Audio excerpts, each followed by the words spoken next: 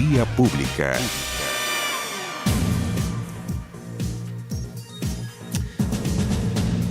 ¿Cómo están ustedes? Muy buenas noches, bienvenidos a Vía Pública. Nuevos incidentes se registraron hoy en el exterior del Instituto Nacional, donde estudiantes se enfrentaron con carabineros. La manifestación se inició cuando los alumnos del emblemático liceo intentaron marchar por el Paseo Ahumada en dirección al municipio de Santiago para protestar por las últimas medidas anunciadas por el alcalde Felipe Alessandri. Esto ante la posibilidad de que se autorice la revisión de sus mochilas antes de ingresar al liceo, medida que busca prevenir actos de violencia, y los alumnos se oponen a ella. Las últimas semanas el Instituto Nacional se ha visto envuelto en una serie de incidentes que han obligado a la intervención de la policía, además de la suspensión de clases para ambas jornadas. El Centro de Estudiantes dio a conocer su compendio de demandas, donde incluyó el cambio curricular. Escuchó hablar la semana pasada usted esto de historia, educación física, en fin, esta flexibilización del currículum. Bueno, eso es parte de las demandas. Y fin a aula segura, este proyecto que ha empujado por tanto rato el gobierno, ha sido uno de los ejes de este Ministerio de Educación para conseguir más tranquilidad en las aulas, en los colegios. Bueno, eso es parte de lo que los alumnos del Instituto Nacional se oponen. Vamos a la pantalla porque vamos a preguntarles justamente a ustedes si están de acuerdo con la revisión de mochilas como una medida preventiva en los recintos educacionales. ¿Sí o no? Está la pregunta planteada, está la invitación hecha y nos vamos de inmediato a nuestra mesa de conversación, porque tenemos justamente a dos personas que entienden mucho de este tema para tratar de entender la globalidad, porque no tiene que ver ni con un instituto, ni con un colegio, ni con un hecho en Puerto Montt, ni en Santiago. Tiene que ver aparentemente con una cultura violenta. Fíjese que el otro día leía un estudio que señalaba que el 70% de los estudiantes chilenos, me parece que era secundaria, no es que validen, pero sienten que la violencia es un método más de resolución de conflictos. No el principal, no el primero que acuden, pero que la violencia es un posible camino de vía de solución de conflictos. Eso aparentemente está ya en nuestro ADN cultural, la violencia como posible solución. Es preocupante, sin lugar a dudas. Le quiero presentar a nuestras invitadas. Ella es Isidora Mena, que es psicóloga y es doctora en Ciencias de la Educación y directora del programa de UC, Valoras UC se llama. Valoras UC. Valoras UC. Muchísimas gracias por estar aquí y muy buenas noches, Isidora. Mucho gusto. Y también está Magdalena Vergara, que es directora ejecutiva de Acción Educar. Magdalena, muchas gracias también por estar aquí. Gracias, muy Matías. buenas noches. A ver, tenemos dos hechos que son distantes geográficamente. Uno aparentemente muy puntual, lo de Puerto Montt ayer, este muchacho de 13 años, y otro que viene dejando de ser puntual, pero sin embargo es novedoso porque el Instituto Nacional era faro por otra cosa, no por lo que estamos viendo el último día. ¿A ustedes les parece que la violencia o la cultura de la violencia está arraigándose en nuestra juventud, Magdalena? Es difícil hablar de que la cultura de la violencia se está arraigando en la sociedad. O sea, tú lo comentabas, son dos hechos, lo de Puerto Montt y lo que ocurre en el instituto, que son totalmente distintos entre sí, que responden a problemas que son diferentes. Y la forma de enfrentarlos también debe ser diferente en ese sentido. Entonces, hay hechos muy puntuales que sí se han vivenciado en ciertos establecimientos, pero yo no creo que de eso uno pueda hablar. Bueno, existe una cultura entonces de la violencia dentro de los establecimientos educacionales. Es complejo hablar de eso, especialmente cuando, claro, hoy día a raíz de un hecho muy puntual ocurrido en Puerto Montt, se promueve también una solución que parece que no es acorde a ese hecho puntual. Sí uno podría hablar, bueno, es posible quizá uno que se revise las mochilas o ante hechos tan extremos como lo que ocurre en el Instituto Nacional. Es algo muy puntual que no debe ser en ningún caso la política que se siga públicamente en todos los establecimientos del país, pero sí uno debería pensar, bueno, frente a lo que está ocurriendo en el Instituto Nacional, por una parte ya se implementó aula segura, que lo que buscaba era entregarle mayores facultades a los directivos para poder enfrentar ese tipo de hechos, y por otro lado, es posible generar ciertas medidas para prevenir los hechos que están ocurriendo. Finalmente, yo creo que hay que pensarlo desde esa perspectiva. Isidora, ¿son tan aislados estos hechos o empiezan a ser Porque cuando una cosa ocurre una vez aislado, 2 veces, bueno, puede serlo, 3, empieza a generar tendencia. Estamos con una tendencia a que se vaya enquistando la violencia como uso de resolución de conflictos. Mira, yo creo que lo que está pasando lo plantearía como que está habiendo cada vez más malestar con la cultura escolar. La cultura escolar, que debería cambiar hace mucho tiempo, haber cambiado hace mucho tiempo, se mantiene de la misma manera y hay un gran malestar de alumnos y de profesores y también de directivos, porque la cultura escolar no es solamente estar en la escuela, sino que está en el sistema educacional. Y ese malestar se puede convertir en cualquier un poco más impulsivo, con menos habilidades socioemocionales, en actos más violentos. Ahora, yo no... ¿Y hacia dónde debiera transitar esta cultura escolar? ¿Qué es lo que busca estas personas que están, estos distintos estamentos que tú dices, están molestos, una suerte de tensión, fricción? ¿Hacia dónde aspiran llegar? ¿Hacia un cambio de qué tipo? Yo creo que fundamentalmente metodológico, de cómo se enseña, de cómo aprenden y de cómo los profesores y los directivos se organizan para poder generar un espacio de aprendizaje. Y ese espacio de aprendizaje hoy en día está profundamente atrasado con respecto de los colegios, de los sistemas educacionales más desarrollados, pero también del siglo XXI. Entonces yo no me explico por qué no hay más malestar y más acciones de violencia, pero hay algo que está produciendo la escuela y su forma de organización y su retraso que lo está generando. Y a mí me parece que, retomándome lo que decías tú, hay medidas, las medidas que se tienden a tomar, que están dentro de la misma estructura más anticuada, te diría yo, son todas punitivas. Bueno, para allá quería ir, de este contexto, de esta introducción contextual que quería de ustedes dos, entrar, por ejemplo, en la medida famosa de las mochilas. Las mochilas van a solucionar la revisión de mochilas. Pongámosle que a partir de las 0 horas de hoy se faculta a Carabineros para que revise mochilas de entrada de ese instituto o de otros. ¿Va a solucionar algún problema puntual o sencillamente vamos a tapar o intentar tapar el sol con un dedo, Magdalena? Yo creo que, te comentaba un poco antes, o sea, es una medida que es muy puntual para cierto tipo de hechos y que incluso la debiese tomar el sostenedor del establecimiento. O sea, esto no es una medida que debe estar impuesta como desde el gobierno central, sino son el sostenedores frente a ciertos hechos que sobrepasan un poco sus posibilidades. Pero yo creo que tampoco da solución al fondo del asunto. O sea, esto es una medida preventiva quizás para poder hacerse cargo de esa situación puntual, pero el problema va mucho más allá de fondo y que es cómo se están haciendo cargo los establecimientos a la hora de establecer programas de convivencia dentro de los colegios. Y ahí uno podría mirar... Pero la autoridad está respondiendo de esta manera, está respondiendo frente a los hechos. Vimos ¿cómo se llama? Mameluco, se decía antiguamente, ¿cómo se llama hoy día? O overoles blancos, aula segura. Vemos los casos del Instituto Nacional, que son muy preocupantes, revisión de mochila. Parece un poco frívolo, disculpen que lo vea así, un poco superficial las soluciones. Hoy día el presidente de la República fue a Puerto Montt, ¿qué es lo que dijo? Si tuviéramos control de identidad frente a un chico de 13 años que valió a otro de 14. Parece que el problema es socialmente mucho más profundo que mochilas, identidades o aulas seguras. No, totalmente. O sea, absolutamente es mucho más profundo y ahí es donde uno debe ser, bueno, ¿qué es lo que está ocurriendo al interior de los establecimientos? ¿Cómo los propios directivos y profesores se pueden hacer cargo de esto? Y ahí es donde uno mira que si bien existe un reglamento interno, existen reglamentos de convivencia escolar, pareciera ser que faltan las herramientas desde dentro del establecimiento para poder implementar este tipo de medidas. O sea, hoy día no tienen las capacidades muchas veces, ni los directores, ni los profesores, ni las duplas psicosociales o el encargado de convivencia, que debe existir dentro del establecimiento, para poder hacerse cargo de la solución de conflictos, de posibles problemas preventivos que puedan haber, de programas para implementar. Yo creo que ahí está el foco de donde realmente nosotros debiéramos avanzar en.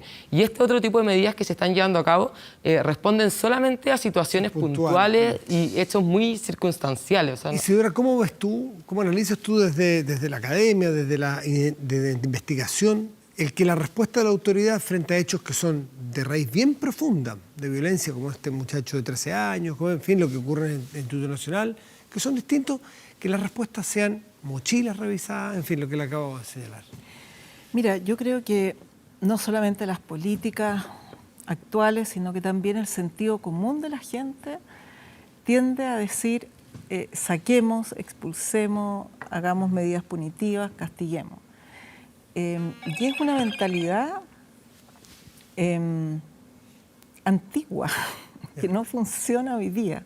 Toda la investigación seria que hay, sobre todo internacional, demuestra que esas medidas expulsivas y punitivas van en contra. O sea, no solamente no resuelven el problema, aumentan el... Lo que se dice vulgarmente, se apaga el fuego con benzina. Se apaga el fuego con benzina. Entonces, ahora, si tú me preguntas académicamente por qué eso no se escucha, porque lo hemos dicho mucho, o sea, hay 36 académicos de 14 universidades distintas de Chile, hemos estado tratando de mostrar la evidencia de esto, porque como tú decías, yo creo que aquí hay que actuar con evidencia. Sí. Toda la que mostramos no se consideró, en definitiva, que decía que esto no se puede hacer. Entonces, yo creo que, si tú me preguntas mi opinión, ¿por qué pasa eso? ¿Por qué pasa qué? ¿Esto es acto de violencia o por qué esta es la respuesta de la política? La respuesta de la política, si dejamos al lado hipótesis como de populismo y cosas de ese tipo, creo que tiene que ver con un sentido común que tenemos muy adentro en Chile de exclusión, de ir sacando las personas que no se comportan como queremos, en vez de tratar de entender qué pasa, que puede ser que son las personas que están dispuestas a mostrar que esto ya no va para más, o también que son las personas más dañadas en su historia, en su contexto. En ninguno de los dos casos nos interesa sacarlo. Si son las más dañadas, no las vamos a dañar más. Y si son las que están siendo punta de lanza para decir esta cosa tiene que cambiar, mejor escucharla.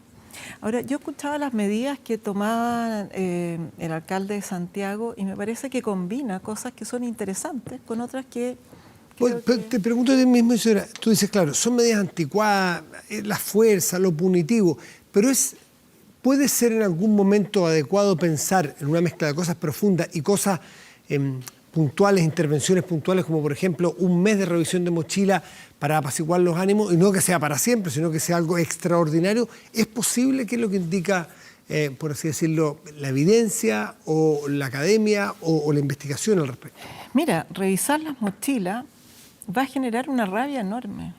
Y mientras más impulsivo sea el chico, que perfectamente puede serlo, a la edad, y además que en Chile y en la internacional tampoco nos enseña ni una habilidad socioemocional, explícitamente. Por lo tanto, es fácil ser impulsivo y no prevenir nada que le facilite el raciocinio y la tranquilidad para actuar. Claro, y que le revisen la mochila, va a aprender la rabia. Magdalena, ¿estás de acuerdo tú que revisar mochilas puede ser peor el remedio que la enfermedad? O sea, yo creo que sin duda es una medida que es compleja y hay que ver como todas las variables que podrían estar incluidas dentro de esto. ¿La justificas extraordinariamente? Yo sí la justifico extraordinariamente. Y ahí el por qué, porque efectivamente hay ciertas... O sea, lo ideal es que uno parta por ciertas medidas que son preventivas, pero va a llegar un minuto en que eso igual, y no hay que negar que hoy día están ocurriendo hechos que ya las medidas preventivas ya no van a ser una solución a esos hechos concretos. Entonces, frente a eso es posible pensar, bueno, ¿qué otro tipo de medidas, si es que no son las mochilas o no es un control de identidad quizás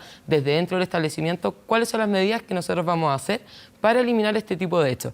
Porque lo cierto es que si bien puede ser una minoría lo que lo está haciendo, igual está afectando a la comunidad escolar. O sea, el clima escolar que exista eso va a afectar la calidad, va a afectar el aprendizaje, y no solamente de esos estudiantes particulares o quizás no son estudiantes. O sea, ahí está la discusión, no se sabe bien mucho como quiénes son los que están ejerciendo esos hechos de violencia al interior, pero sí afecta a la comunidad escolar total, alumnos, profesores, directivos, padres, familias. Parece ser que está muy socavada la autoridad, la autoridad ejercida con respeto, dentro del marco legal, naturalmente, o sea, la autoridad legítima. Parece que la palabra autoridad nos da, como sociedad, nos da un poquito de resquemor, nos trae recuerdos la confundimos con autoritarismo.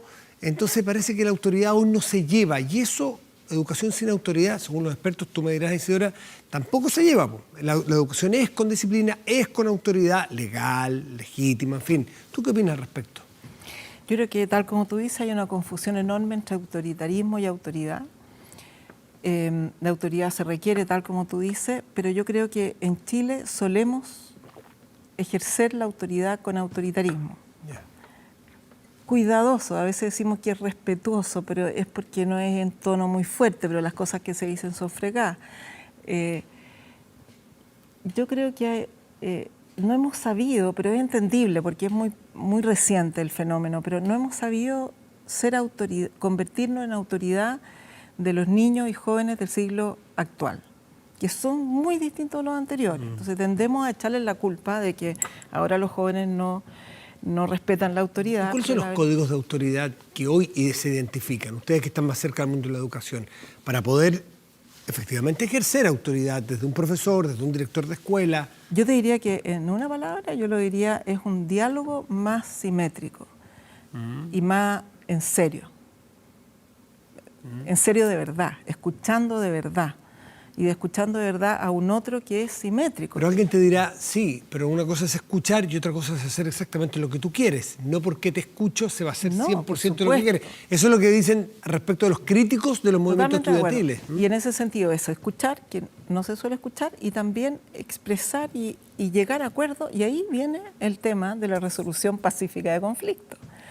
Pero nosotros trabajamos en eso y trabajamos ayudando a la gente a aprender a hacerlo. Y la verdad es que lo que nos encontramos es que gente con la mejor voluntad le cuesta mucho escuchar, expresarse, hacer valer su posición, contar su posición y explicar sus argumentos. A los adultos nos cuesta. Magdalena, ¿tú ves este socavamiento del concepto de la autoridad, del ejercer legítimamente la autoridad?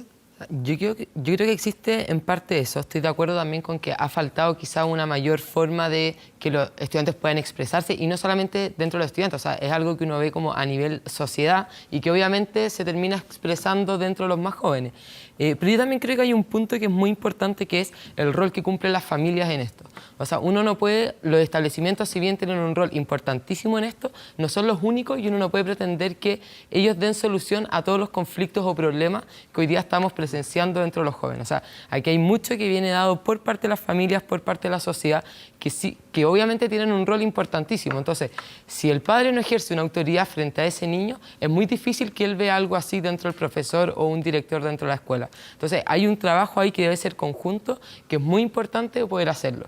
Y ahí viene todo el tema también como del proyecto educativo, que la comunidad escolar la conforman, las familias, la importancia de que ellas se involucren y se comprometan tanto con la educación de sus hijos como con lo que se está guiando la escuela. Buen punto, porque si nosotros no somos respetuosos de la autoridad, siempre lo voy a decir por quinta vez, bien entendida como autoridad legítima, en las casas mal podemos pedirla, en los colegios, en los trabajos o en el ámbito público.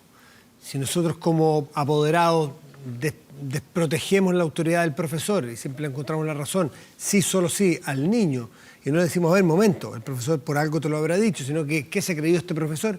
O hablamos de nuestras autoridades del país, un presidente, un parlamentario, un alcalde, como que son malas personas a priori, o deshonestos, o malas personas, Entonces un niño chico ve que el padre desautoriza toda autoridad que es sobre, irracionalmente, o sea, a priori. ¿Tú crees, Isidora, que desde la familia parte esto? Yo creo que tenemos que ver aquello que parte de la escuela. Porque y si hay familias que tienen todo ese problema, y si hay familias que no tienen los padres, La escuela tendría que remediar. ¿qué hacemos con esos niños? No digo que el colegio no tenga nada que hacer, pero es mucho más difícil si que desde la familia no educamos el respeto a la autoridad. Por supuesto que es más difícil, pero partamos con lo que tenemos que hacernos cargo nosotros como escuela. Después veamos qué tiene que hacer la familia o que otros vean qué tiene que hacer la familia, pero como escuela tenemos que lograr tener una organización adecuada a los jóvenes de hoy y a lo que necesitan aprender. Si no tenemos la escuela adecuada y solamente le echamos la culpa a la familia o hacemos puros parche curita, va a seguir la enfermedad y, no sé, se va a extinguir la escuela. Por último nadie va a ir. Sí, el último concepto antes de terminar que me gustaría saber su análisis es el involucramiento, para algunos la intromisión o la excesiva participación de los apoderados en el proceso educativo. Antes era mucho más autoridad escolar con la comunidad escolar. Hoy día viene un tercer factor que es los apoderados, mucho más involucrados, para bien y a veces no para tan bien. ¿Cómo ven ustedes ese factor relativamente novedoso, Magdalena? Yo creo que hay un punto que efectivamente ha ido cambiando cómo se va pensando lo que es la escuela. Yo creo que tenemos que empezar a pensar, bueno, ¿qué queremos de la educación y cómo la queremos? Y ahí hay algo que sí hay una tendencia también a un poco disminuir cuál es el rol que cumple el establecimiento en cuanto a proyecto educativo, etc. Si bien las familias son muy importantes, de alguna manera ellas delegan dentro del colegio que ellas quieren y obviamente siempre teniendo un rol importante y una opinión sobre eso, pero finalmente el establecimiento establece un proyecto educativo bajo el cual quiere educar a esas personas o a las familias que quieren integrarse a ese proyecto. Y yo creo que eso es, dentro de todo, es relevante a la hora de pensar la educación. O sea, porque finalmente también si pensamos que el colegio, el único rol que tiene el colegio es entregar una serie de materias para los alumnos, claramente ahí se genera una como dicotomía, creo yo, entre el colegio y las familias. Si creemos que el rol es mucho más importante, se trata de formar personas, etcétera, dentro de un proyecto educativo, ahí sin duda existe una mayor relación que se da, pero también una relación como o sea, de buena manera, no es una competencia que existe entre los padres y los establecimientos. Esta participación, por decirlo de manera bien neutra, esta participación muy creciente de los apoderados hoy día, ¿le hace daño, favorece o pone en peligro el sistema o te parece que es lo adecuado? Mira, yo creo que si los padres participan construyendo la escuela, es genial.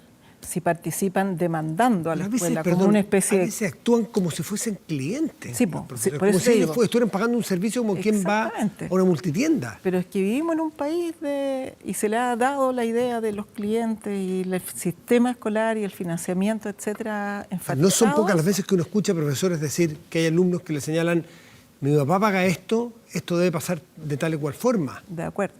Y terrorífico. Escucha la superintendencia puso hace unos años una unidad de mediación para poder mediar entre estos apoderados furiosos con la escuela y la escuela. Y mira, ahí hay una respuesta a lo que tú estás planteando.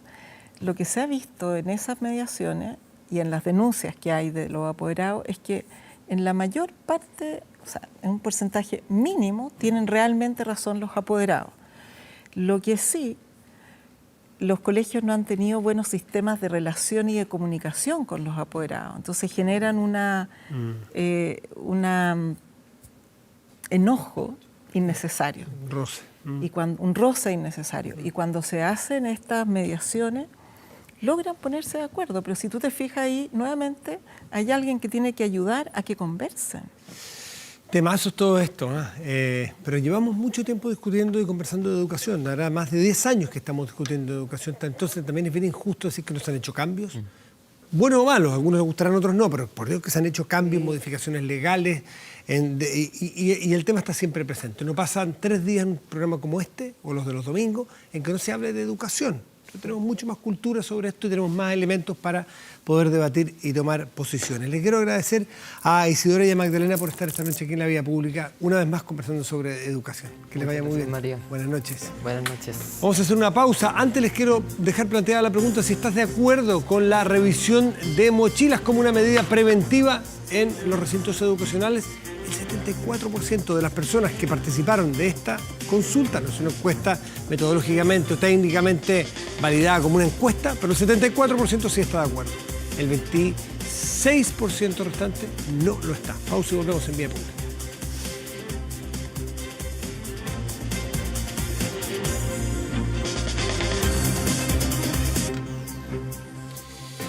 Se había desaparecido un tiempo, le digo yo, porque tanto lo entrevistábamos cuando era diputado, después fue candidato a senador y de repente desapareció un poco porque perdió una elección y le pasa a muchos candidatos que pierden y se van a su propia travesía en el desierto, pero al final la cabra tira al monte. Quien tiene vocación de servicio público, de querer estar en lo público, y afortunadamente gente que todavía quiere estar en lo público, aportando honestamente, son muchos de todos los sectores. Es el caso de José Manuel Edwards, el Rojo Edwards, quien vuelve como director ejecutivo de Ideas Republicanas. Me cuesta decirte rojo porque es más formal. Yo te conocí todavía cuando eras José Manuel. Muchas gracias por estar aquí de vuelta. Bueno, muchas gracias por la invitación. Y lo que pasa es que cuando uno pierde una elección también quiere renovarse, quiere darle tiempo a la familia, emprender, así que en eso Oye, el está. golpe es duro. Por supuesto que es duro. Uno pone toda una vida en las elecciones, es un trabajo por mucho tiempo, uno crea muchos lazos con mucha gente, entonces la separación también es dura. Y cualquier cambio de trabajo, cualquier cambio laboral, después de mucho tiempo cambia. O sea, es difícil. Yo llevaba 8 años y bueno, efectivamente... ¿2 periodos de diputado Sí, hiciste? sí, 2 periodos de diputado. Y después fuiste fueron muy candidato a intensos. senador, te saliste de RN Sí. para ir por fuera, pero no tuviste el Sí, cupo. exactamente. Perdiste y volviste, Exactamente. como le dijo, pero digo, al partido ARN. Ya, y Pero ahí eso fue justo después de la elección, o sea, una Ya. semana después me llama el presidente del partido de la época, Cristian Monker, que es Sí, ministro de Vivienda, y él y Carlos Larraín me firman la ficha de que me volví a Renovación Nacional.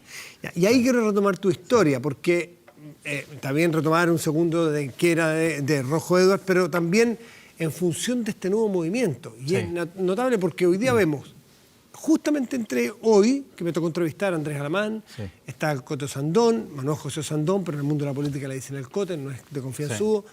Empiezan a emerger las figuras presidenciales tímidamente en RN, Así es. pero tú, con ninguno de los de tu partido, volviste a tu partido, pero los candidatos son fuera de tu partido. Es José Antonio Kast, y Así te es. haces cargo de su centro de estudios. Así es.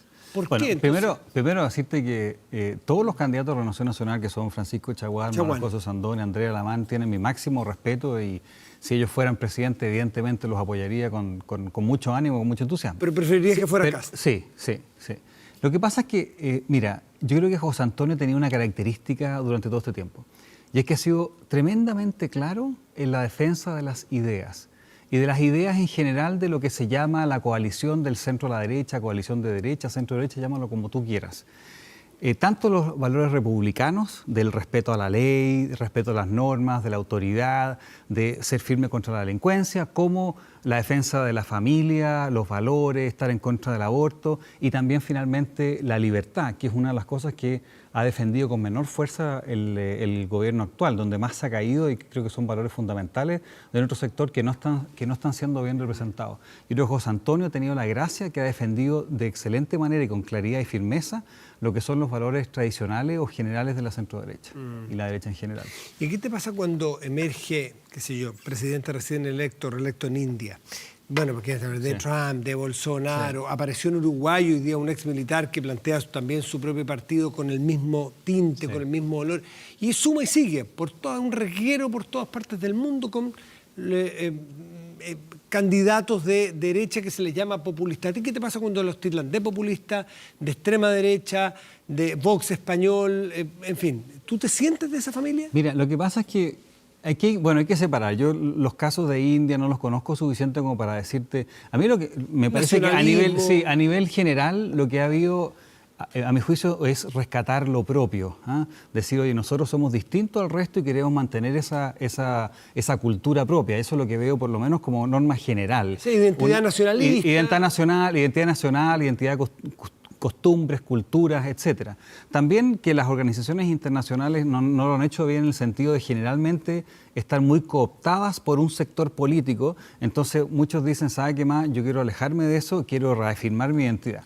Ahora, independiente de eso, cuando hablan de extremo, yo te quiero hacer una pregunta.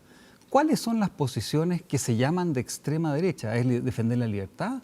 Por ejemplo, ¿querer bajar los impuestos o reducir el tamaño del Estado? Pero si eso siempre ha sido de centro derecha. ¿O estar en contra del aborto? Entonces, no.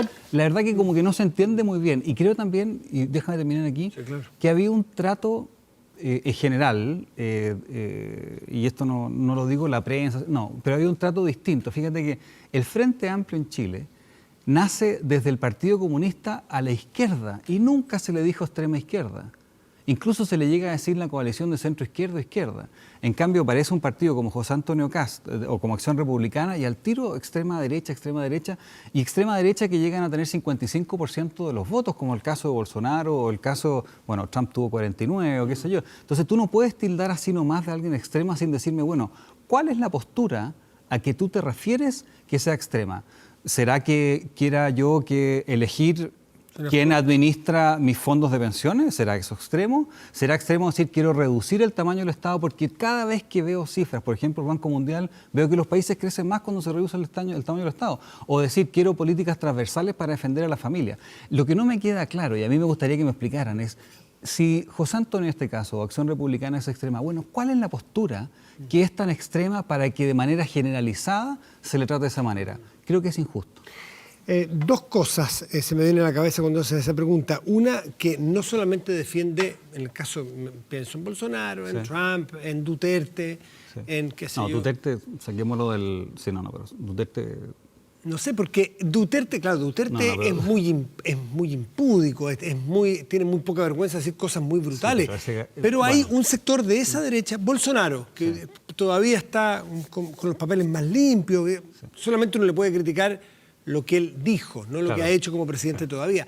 Pero es de gatillo fácil en la propuesta. Y en eso sí, los Vox, quizás José Antonio Kast, en que parece que las soluciones fueran todas bastante sencillas. Cuando hay delincuencia, algunos dicen sacar militares a la calle.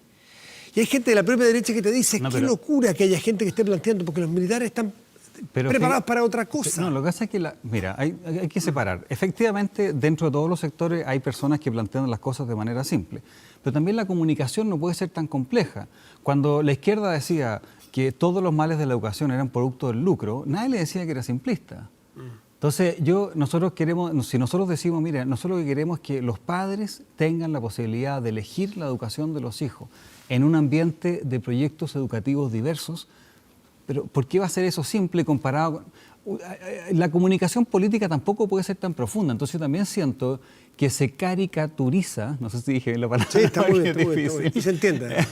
Se caricaturiza las posturas cuando son de derecha respecto a la simplicidad, cuando lo que uno tiene que hacer es entregar comunicación simple. De lo contrario, ¿quién va a entender, digamos? O sea, yo creo que hay mucho de eso.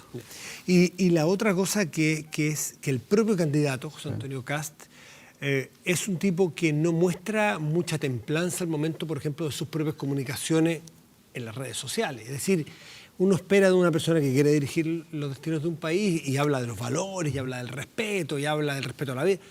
Tratar a otras personas de manera muy cruda, a veces muy irrespetuosa, que no se ve ni de derecha ni izquierda de otros candidatos. Tú dirás, bueno, es más francote nomás, lo dice. Pero mira, fíjate que... Dice cosas muy hirientes y muy descalificadoras de adversarios políticos. No, dice cosas fuertes, es verdad. Descalifica a adversarios políticos. Pero dime una vez que le haya faltado el respeto a alguien en una conversación, alguna vez que se haya destemplado, o sea, siempre ha sido tremendamente templado. Ahora, el Twitter efectivamente es una comunicación dura, eso te lo acepto. Pero creo que una de las gracias, y por qué a José Antonio le digo tan bien, a José Antonio Kast, es que no ha cometido errores, porque a él lo están pesquisando en cada cosa que hace. Él va a hablar a la radio de nacimiento y están viendo si se equivoca en algo. Entonces, la verdad es que yo creo que no ha cometido errores, sabe perfectamente dónde está parado en cada una de las materias en que le preguntan y mantiene la templanza. Yo creo que eso es una de sus virtudes. Ojo, yo lo pienso al revés que tú.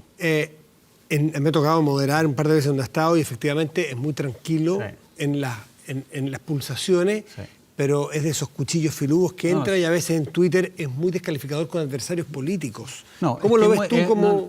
Por eso te decía, yo te decía, es muy claro, pero es que ¿sabes lo que pasa? Fíjate el ambiente en que estamos, fíjate que hoy día un gobierno... No digo que contra él no sean igual, con él son brutalmente agresivos. No solamente son así, sino que físicamente lo agreden y tiene que andar con guardaespaldas por la agresión. O sea, una cosa inaceptable. Hay una intolerancia total a sus posturas, pero no estamos hablando de lo que él es víctima, sino de lo que él eventualmente puede producir.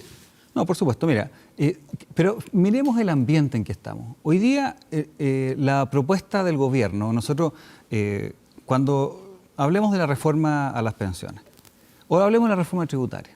Cuando el ambiente es absolutamente de focalizar, por ejemplo, la discusión en la recaudación y prácticamente olvidarse de crecimiento y empleo, que son los temas que generalmente ha defendido la centro-derecha, porque la derecha cree en la libertad y tú no puedes tener libertad, por ejemplo, para realizarte profesionalmente si es que no tienes un ambiente de pleno empleo en la cual te permita la posibilidad de elegir tu empleo. Algunos dirán, creen en la libertad, que estarán en su casa diciendo, sí, creen en la libertad económica, pero en la libertad cultural, en la libertad de pensamiento, en la libertad política, al menos no siempre ha creído o no la ha defendido. Pero vamos viendo, yo te digo, lo que veamos es el ambiente que se da. Hoy día tenemos un gobierno de derecha que plantea que tus ahorros, el 4% adicional, va a ser administrado por un ente estatal, sin ni siquiera clarificar que tú vas a poder elegir, que no lo administre, porque yo perfectamente puedo decir, ¿sabe que yo quiero que no me cobren nuevamente y quiero ponerlo en la AFP en que estoy? O sea, es un gobierno o un sistema, no gobierno, hay vientos que van absolutamente en contra respecto a las ideas que generalmente la centro-derecha ha defendido. O sea, esto es un gobierno que está... No, el ambiente filosófico-cultural en que se da esto es muy pro-Estado. Pero este gobierno, puntualmente, de Sebastián Sí. Piñera, que es el gobierno de tu sector, Sí. ¿sientes que está arriando las banderas? Lo que pasa es que el gobierno enfrenta a una realidad política que es de minoría en el Congreso. Entonces, mi crítica no es necesariamente lo que ocurre el día de la votación. Mi crítica es que no defienda las banderas. El gobierno debió haber presentado un proyecto de reforma laboral que le permita al trabajador tener la posibilidad de negociar como le convenga al trabajador. Si es en grupo negociador, en grupo negociador. Si es en sindicato, en sindicato. Pero libertad para hacer lo que más le conviene al trabajador. Eso no viene en la reforma. Entonces, vienen otras cosas que son muy importantes, flexibilidad y qué sé yo, pero no lo defiende, no defiende los principios en el minuto de los 6, 7, 8 meses en los cuales se da la discusión filosófica a nivel nacional. Lo mismo con el tema de la libertad, o lo mismo con el tema de la educación, etcétera. Entonces tenemos un gobierno que cede antes de entrar a la cancha para efectos de defender. Yo sé, Matías, que tú me vas a decir, bueno, pero tienes minoría. El día antes de la votación, yo sé que tienes que hacer una concesión, pero necesito 6 meses en que tú defiendas lo que creemos. De lo contrario, la reforma tributaria se trata de la recaudación y no del empleo, del crecimiento. Eso no es de centro, eso no es de derecha. Ahora, alguien podrá, así como recién te dije, alguien que es más del centro, centro-izquierda, puede haber saltado, tú dijiste la derecha, libertad. Hay gente de la derecha que le está diciendo a ustedes, pucha, que son poco leales en Acción Republicana, porque es re fácil ser oposición dentro de la derecha. Es recaudador de votos, toca ciertas fibras, pero otra cosa es con guitarra y estar en el Palacio de la Moneda, en Morandé con moneda y tener que lidiar con minorías. Entonces, los acusan de desleales a ustedes también. Pero, mira... ¿Qué responden ustedes? No. Lo que pasa es que si no estuviera Acción Republicana y no estuviera José Antonio Kast, no habría nadie que ancle la discusión en temas de libertad, república y familia, que son los tres. ¿Y no los hay en el segundo piso? ¿No los hay en el gabinete? Todos ellos se enfrentan a la realidad y las restricciones que tiene el gobierno. Porque ellos tienen que gobernar. Por supuesto. Entonces, ¿quién defiende a la familia? ¿Quién está peleando porque no haya aborto en Chile? ¿Quién está peleando porque se defienda la idea de... ¿Los parlamentarios? Sí, pero está bien. Hoy día, por ejemplo, yo vi en la segunda que venía muchos parlamentarios diciendo que iban a votar en contra de la administración estatal del 4%. Algo hay, no estoy diciendo que no haya. Pero el hecho de que esté José Antonio Kast también es un recordatorio al gobierno. No puede ceder tanto con el Parlamento. Y si va a ceder, por último, discutamos, ganemos la discusión de las ideas y después cede, pero no perderlo al tiro. Pero tú estás planteando a José Antonio Kast como un recordatorio a las ideas, como un saludo a la bandera. No. Pero un gobierno, porque vamos a ponerlo en la izquierda. Sí. Y la propia derecha le dice a la izquierda, háganse cargo ustedes de la izquierda más extrema, porque los mejores 20 años de Chile fueron cuando la centroizquierda fue capaz de dialogar. Entonces, ustedes mismos le dicen, opérense de la izquierda más extrema y vuelvan a ser dialogantes, vuelvan a ser concertación. Es decir, el valor del diálogo y el valor de aceptar. La propia concertación, cuando entró al gobierno, gobernó con las ideas que había dejado la propia dictadura en materia económica. Es decir, dejó sus banderas propias, tomó las que venían, porque sentía que podían hacerlo mejor. Entonces, si hacemos un país donde cada uno tiene sus banderas y no dialogamos y no mezclamos los colores de las banderas en algún momento, vamos a tener un país fracturado ad eternum. No, pues sí, yo estoy de acuerdo contigo y eso es verdad, pero lo que nosotros planteamos no es eso, no es la falta de diálogo, es diálogo y de la mejor calidad, pero tú tienes que defender tus ideas. Si no hay nadie en el gobierno diciendo que tenemos que reducir el tamaño del Estado, porque así es como crecen los países, si nadie dice tenemos que reducir los... ¿Cómo crecen los países también rojo? No, perdón. Si tú ves, y esto es absolutamente en cualquier país, evidencia absoluta, Si tú ves, a medida que los países van creciendo en porcentaje del PIB que maneja el Estado, el crecimiento va bajando. Tú tienes que decirlo. Y cuando el crecimiento va bajando, se empieza... el PIB? ¿Qué es lo que esconde el PIB per cápita o el PIB general? No, yo estoy hablando si tú tienes 2 bicicletas y yo no tengo ni una, tenemos una per cápita. Entonces hablemos de igualdad. Entonces, si me aceptan el argumento de crecimiento, ya muy bien, sí, que es muy importante, porque con crecimiento tenemos empleo y cuando hay pleno empleo tu sueldo sube y tú puedes negociar en dónde trabajas. Pero hablemos de la igualdad. La igualdad en Chile empezó a mejorar cuando se subieron los impuestos hasta 17% y de ahí hasta el 27% no han mejorado. El coeficiente de Gini se ha mantenido exactamente igual. ¿Y sabes por qué, Matías? Porque no hay empleo. Porque hay un desempleo crónico del 7 al 8% que no permite que suban los salarios, porque el que tiene el poder de negociación es el empleador y no el trabajador. Entonces no me vengan a decir que sobre cierto punto los impuestos significan mayor igualdad. Eso no es así. El coeficiente de Gini hoy día en Chile es alrededor de 48, el mismo 48 que teníamos cuando teníamos impuestos al 20% y que teníamos impuestos al 17%. Entonces la correlación impuestos e igualdad y tamaño del Estado de igualdad no es tan lineal como la vemos. Pero da lo mismo. El tema de fondo acá es que acá tenemos que defender nuestra idea y eso no significa que no haya diálogo. Significa que tú defiendes tus ideas y de ahí tú empiezas a una conversación. Pero si tú cedes tus ideas para entrar al Congreso... Y este gobierno ha cedido mucho sus ideas. Pero evidente. Estaba hecho el punto. Como director ejecutivo recién estrenado de Ideas Republicanas, centro de estudio que estrena José Antonio Kast. Esto es en función de una candidatura presidencial, desde ya. Pero la pregunta es, ¿en una primaria? Porque ya no lo fue, ¿con una derecha en primaria o por fuera? Excelente tu pregunta. Me estaba esperándola, no se lo había dicho. Oye, mira, acá lo que hay que hacer es unidad en el sector. Para que haya unidad, necesariamente Chile Vamos y Acción Republicana tienen que sentarse a conversar y tiene que haber primaria.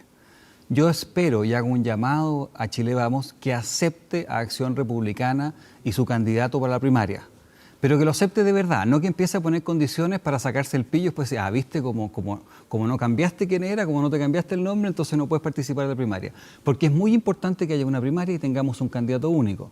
Pero para eso, para bailar tango, se necesitan 2 personas, ¿o no? Si uno no está bailando tango, no se puede. Entonces, Acción Republicana está por el diálogo y está por la unidad. Pero te voy a decir algo, es difícil que Chile Vamos acepte. Muy simple, porque José Antonio Kast hoy día en una primaria gana y gana por mucho. Porque el apoyo que tiene... ¿Gana Lavín incluso? Porque el apoyo que tiene... Tienen intención de votos parecidas, ¿no es cierto? Lavín tiene una valoración positiva bastante alta, pero el apoyo que tiene José Antonio Kast es bastante más militante, de personas que realmente se la juegan. Entonces saben... Entonces, mira, yo te voy a adelantar el futuro. A ver la bolita. Y la bolita va a ser la siguiente. Nosotros vamos a pedir la unidad, que haya primarias entre todos. Y mucha gente de Chile vamos a decir, mira, en realidad... Y no pero no nos van a aceptar. Muy bien, dejamos marcado este 29. Ya estamos, todavía estamos a 20. Espero equivocarme, esta es una proyección que espero equivocarme, pero lo más importante es diálogo y unidad. Pero digamos las cosas como son. El que no está por primarias unidas, no está por la unidad. No estamos a 28 todavía. Quedó escrito para ir a buscar el archivo a ver si le apunta o no le apunta respecto a lo que ocurrirá en el sector. Bueno, Manuel José Rojo Edwards, muchísimas gracias por estar aquí conversando sobre lo que ocurre este debutante centro de estudios que te va a tocar dirigir en función del candidato que tú dices que defiende las ideas de la derecha y no las entrega antes de tiempo como el gobierno del presidente Piñera, que hay algunos que los dejaste desvelados en tu sector. Que te vaya muy bien, José. Gracias por la invitación, un gusto estar de vuelta. Hacemos una pausa y ya volvemos aquí en Vía Pública.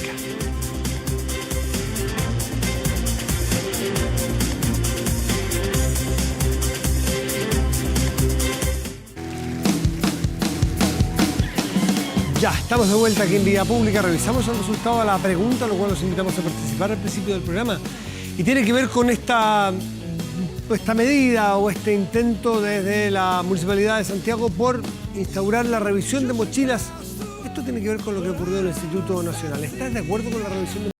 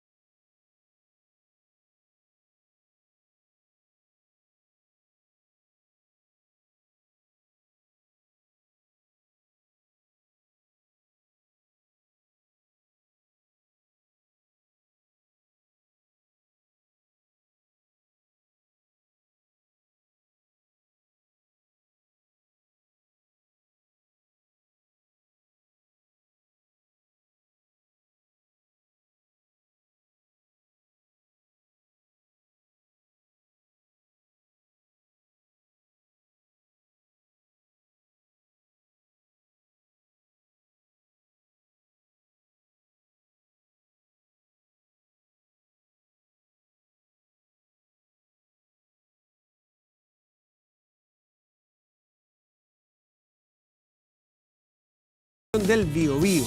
San Pedro, región de Antofagasta, esto es San Pedro de Atacama, para mañana tendrá cielos parciales y una máxima probable de 25 grados.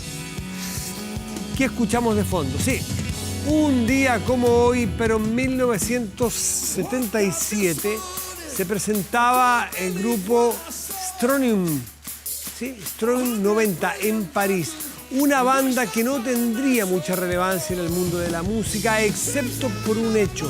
Sería la primera vez que Stuart Copeland, Andy Summer y Gordon Matthew Summer Sting tocaban juntos. A los pocos días, estos músicos que seguirían juntos por años daban origen a algo que sí, caló hondo, marcó época. The Police, incluso estuvieron aquí en Chile. Banda que a pesar de que no estar activa, sí mantiene en Sting lo mejor de su música. Lo escuchamos inmediatamente, a los más viejos, claro. Nos vienen muchos recuerdos, está muy en nuestro álbum de la cabeza, Sting y The Police. Así es que con Message in a Bottle despedimos Vía Pública hoy. Muy buenas noches y gracias por venir.